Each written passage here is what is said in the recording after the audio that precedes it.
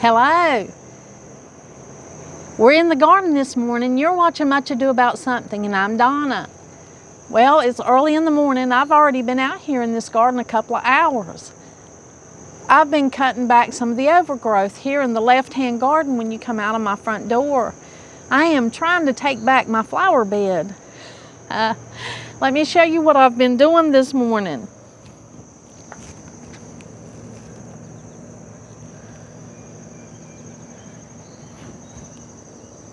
I'm doing some serious cutting back.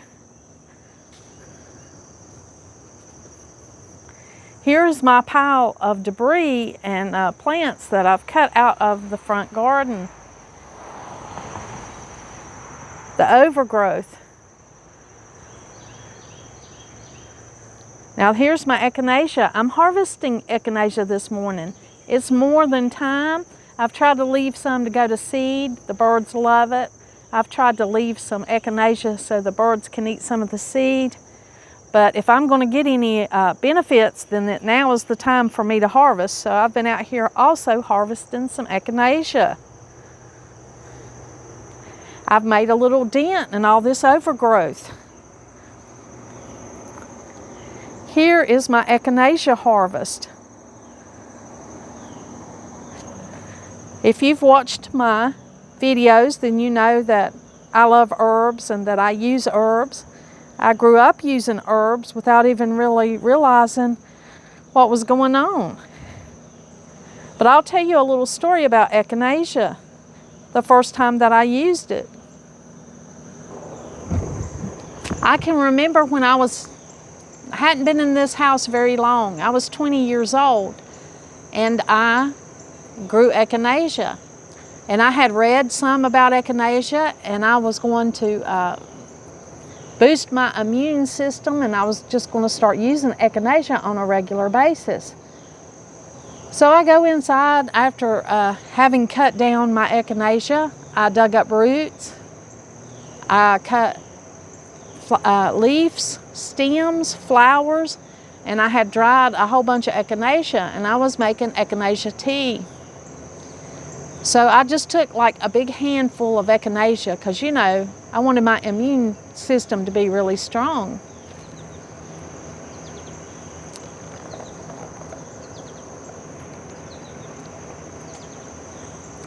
I poured boiling water over it and let it steep about an hour or two. I was making echinacea tea. I poured that echinacea tea into a cup, added a little bit of honey, and drank it. Well, in about 10 minutes, the inside of my mouth started peeling off. And I realized that I'd made a mistake. I wasn't allergic to echinacea. There was nothing wrong with the echinacea. I just didn't know enough about it to know how much to use. I had used a whole handful of echinacea in that cup of tea. And it was way too powerful. It was way too strong for me. Well, I ended up having to go to the doctor because the inside of my mouth peeled like that. Luckily, I had a really good doctor. The doctor said, "You just used too much. It's not an allergic reaction. You don't have an allergy to it. You just made your tea way too strong. You should have started with a teaspoon of dried echinacea to make a cup of tea instead of that big handful." So I learned early on in my own experience as a young woman that these herbs that I was growing were really potent. Luckily, it was just that kind of an incident. And I learned, oh my goodness, I better learn more. I better read up more and do more research. That was before the internet, so there was no researching it on the internet. It was hard work. I had to get a lot of books. I had to spend a lot of time. I had to read through everything. I had to learn the hard way. I never dreamed that making my echinacea tea too strong would not help my immune system. I thought it would, you know, more would be better. But that's a common way of thinking these days, isn't it? That more is better. You know, we can't use just enough to be effective. We have to overkill it to make sure we're getting all of it, to make sure it's doing its job, right? I learned early that all you need is the smallest amount you need to be effective. Anything else is wasteful and can be harmful. So I learned really early that for myself, and I'm lucky that it was just echinacea and that it was just my mouth peeling that I had that reaction to too strong of a cup of tea. You know, if you use too much of some other herbs, it could damage organs. It could do more harm than good, and that's not what you want when you're having an apothecary, when you're raising your own herbs for benefit. You don't want anything excessive. You just want just enough, and you want to be careful when you use anything that you're not having an allergic reaction. You know, people have allergies, and you want to just take a tiny bit of something when you're first starting out, because you never know your own reaction. You never know your family's reaction to something you might prepare. You want to know what you're doing. I mean, I certainly did learn that I needed to know what I was doing. There were many herbs that we grew up using that I knew how much to use just because I had saw it done for so many years. Echinacea was not something that we used a lot of. I don't know if they knew the benefits of echinacea or not, how good the plant is for your immune system and how good it is for you. I'm not sure. My family, that wasn't a common herb.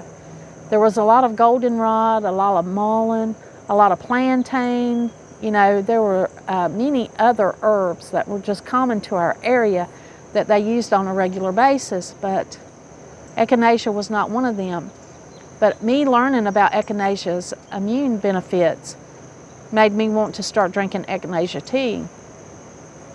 And I made it way, way too strong. And I used root, stem, leaf, and the blooms, and the flowering petals. So what I have learned is now when I harvest echinacea, after I've dried it, I separate it. I still use all of those things. I still use all the parts of the echinacea, but I don't use them all together anymore. I have found that stems and leaves are enough to make the tea, and I like to make infusions out of the blooms. You know, I have learned about that herb and how I need to use it to benefit me. I've researched about it, and it's still one of my favorite herbs. But out here harvesting this echinacea made me want to share with you that experience that I had when I was first learning many years ago. I was first learning how to use herbs for myself, growing them and harvesting them and using them. And I made a mistake. You know, I used way too much. And I learned about that. And then it also really stuck with me, the potency of common herbs and common plants that we have, and that even though I thought that I had that respect, it gave me a deeper respect for the strengths and stuff. I'm sorry, I've got mosquitoes out here this morning, early this morning. And it made me a better person. It made me better in how I use these herbs. Gave me a greater respect. I make Comfrey Ointment. It's a healing salve, and I make it to put on any small injuries. I've got it in my gardener's salve. I have videos on those, on the Comfrey salve and the gardener's salve if you're interested, if you would like to watch some of those videos on my channel regarding those herbs. But I had a question on the strength of the Comfrey salve. You know, I had a person that thought that it had to be just dark green and almost black to be effective. And that's not the case. To be effective, it only needs to have that bright green color. You're getting enough of the healing qualities out of that herb if your salve is that bright green color. It's enough to be effective, and if you need more, then more applications are suggested, not a stronger amount of the herb. Our goal here is just to use as much as is effective. You know, we're not trying to do harm. We're not trying to hurt ourselves. We're not trying to cause damage or use more than we need, because it can be harmful and it's also wasteful. If you only need a few comfrey leaves, if you only need 2 comfrey leaves, why use 10? You know, if you only need a teaspoon of echinacea, why use a whole cup of echinacea? You see, it can be harmful and it's also wasteful. So there's many, many ways to research any kind of plant or herb that you're interested in using now. I mean, there are books galore. There's the internet you can research over and over and over. There are studies done. I mean, there are many resources where you can research the use of your herbs. And my advice is to strictly respect the amounts of the herb that they're suggesting that you use. I'm a reader of instructions and of directions. It's like when I buy a product or I buy anything, the first thing I do is I thoroughly read the ingredients and the instructions on how to use that. Most of the time I read that in the store before I even buy the product, or I research a product before I even buy it, because I've learned, you know, there's a lot of information on the back of labels. There's a lot of information in books and studies. People have put time, energy, money, resources into learning about all these things. And of course you have to get out here and do some experiments for yourself, such as, you know, different levels of things. You know, maybe if I drink echinacea tea and I start off with a teaspoon, and I think that maybe 2 teaspoons will help me more than 1 teaspoon, and I just increase a tiny bit for my sake, because I've learned that my system can take more than that. Well, that's a difference than just starting out with a whole cup when all you need is a teaspoon.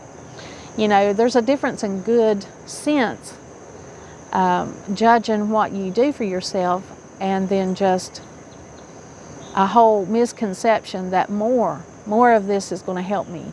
You know, I thought, you know, adding a cup of dried leaves to a cup of water and making my tea really strong was going to strengthen my immune system.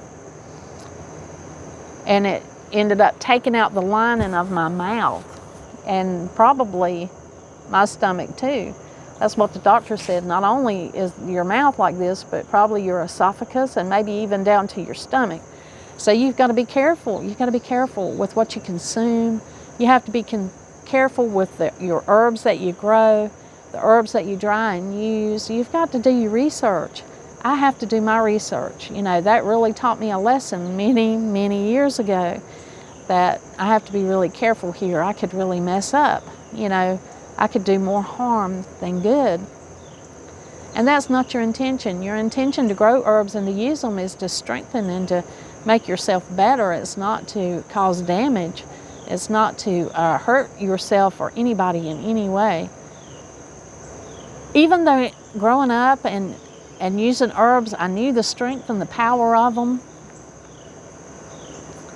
I guess it took that one lesson for me to learn for myself, you know, to respect the properties that's in an herb and to do better research when I try anything new or anything that I know that I don't know anything about.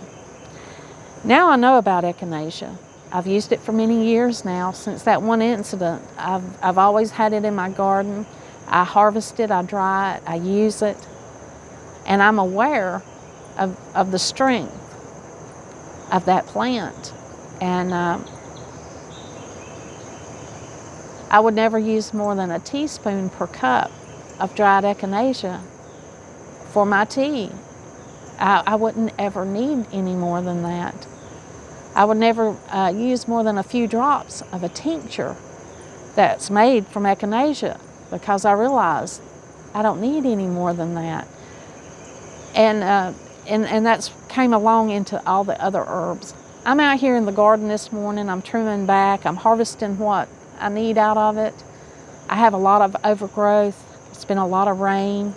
We had a hot heat wave and a dry spell, and then we had a lot of rain, so I've got a lot of overgrowth this morning, and I'm just working through it. And it's going to take more time than I have to devote to it today to get it straightened out. But what is going to happen is I will get some progress, and that's what I'm looking for today. I'm just looking for some progress out here in this garden. And I wanted to share with you my tea experience. I wanted to remind you and remind myself, you know, to be respectful of the properties of the herbs, to make sure that I know what I'm doing when I try new things. Don't let it stop you from trying new things. Just read about and know about and follow the suggestions. You know, if they say, if you look in your herbal research and there's recipes for suggested uses, it's a good thing to go ahead and follow those recipes, because they're formulated for a reason. And they're formulated for you to get the best results from that herb or that plant that you can possibly get from it. Most herbalists that are in that business, that are writing books, that love the whole foraging and growing and use of herbs, they're trying to promote that because it's something they really believe in. It's something that they're passionate about, most of them. They're dedicated to it. I know I'm passionate about it, and I'm not, you know, I'm just your average person that wants to enhance my life using herbs, using natural remedies, natural plants to enhance my health and my life. I don't think that there's magical properties in all this stuff. I don't think that I'm never going to need modern medicine. If I have proven to myself in the last year the things that I've gone through in the last year, I have learned more than ever that there are times that I'm going to need modern medicine, that an herb is just not going to do it for me. I have definitely learned that. I don't think they're cure-alls for everything. I do think they can help you with a lot of things. They can treat, and they can effectively help you in a lot of ways, save you a lot of money. They're a better alternative route. It's just like my telogen effluvium. You know, my hair fell out. My hair fell out for months, just hands full of hair, because of the stress that I had from the virus that I had, being hospitalized, and all the toll that that virus took on my body. My hair was just falling out by the handfuls. You know, I lost the majority of my hair. It's growing back. It's growing back in a different texture. It's growing back in a different way. And I'm having to deal with that because it has changed something in me, you know, and it affects my appearance. But I have been using the rosemary oil. I did a video about that, what's up with my hair, and it'll tell you what I've been using on my hair to get it to grow back. And I have found out that the rosemary oil is just as effective as a lot of commercial products that you can spend a lot of money on. And so I have really learned to appreciate, you know, the herbs in that regard, and just many uses over the years. So I am a person that has respect for herbs, grew up using herbs, and I go that route. But I also realize that they are not the solution to every illness, and there are times when you're going to need modern medicine, and each person has to make that decision for themselves. And that's where I stand. You know, I'm in a city. I don't have enough acreage. We have a quarter of an acre here. I don't have enough acreage to grow everything that I would need to maintain myself for the rest of my life, you know. But I do what I can. I use the herbs that I know that will help me and will be beneficial to me, and I'm trying to use those in the right way, and I've learned over the years what herbs to use and how to use them and what they're good for. I've really loved the rosemary oil that I made, the rosemary infusion with a few other little oils in there. I've really learned that is really helping my hair. It is growing back. It's like a big fuzz ball. It's just grew back in a different texture. It's like a different... I am learning even what to do with this. This hair has been so different that it will not respond to the way that I usually style my hair. It's just like having a whole different type of hair. It's been a real experience for me. But I'm just thankful that it's growing back, right? I'm thankful that, you know, to have hair. I've learned to use the mullein tea. Well, I've used mullein tea for a lot, you know, very long time, but it's really helped my lung health. I mean, I appreciate the herbs that I use on a daily basis. I appreciate my apothecary. And I try to share that with you. I'm a gardener and a homemaker, and I love a forager. I love to forage, and I love to use natural things, and that'll be something that I'll try first. I'll always try the natural remedy first, but if that's not going to help me and that's not effective, then I'll seek out whatever I think will help me, you know, the care that I need, and that's just having, you know, good sense about your care, I think. I do use herbs for general maintenance, but I don't expect them to have magical properties that's going to heal everything for me and that I'm never ever going to have another problem because I've used this magical herb. It just doesn't work like that, you know. It's like food. You know, you choose your food and you eat your food throughout the day. Throughout the day, you eat your food to maintain your body, your health, your strength, your energy, and you make decisions about that. Your health is the same way. You'll have to decide what you're going to take and use to maintain your health throughout your day, you know, throughout your life. But I wanted to share with you some of my experience. I just wanted to talk to you about that and just let you know about my way too strong tea there in the beginning. And I wanted to share with you that I'm out here actually getting something done about my overgrown garden today. Well, I hope this helps you in some way. I hope this will help you to research more on whatever herb that you use. Definitely help you to not use more than what's necessary. You only want to use what's effective. Anything more can be harmful. And I hope that in some way this just encouraged you and made you think about the things that you use and the things that you do. I know it reminds me. I've reminded myself to be careful out here with what I'm harvesting and how much I use. Thank you for joining me this morning. Have a good day. And like always, until next time.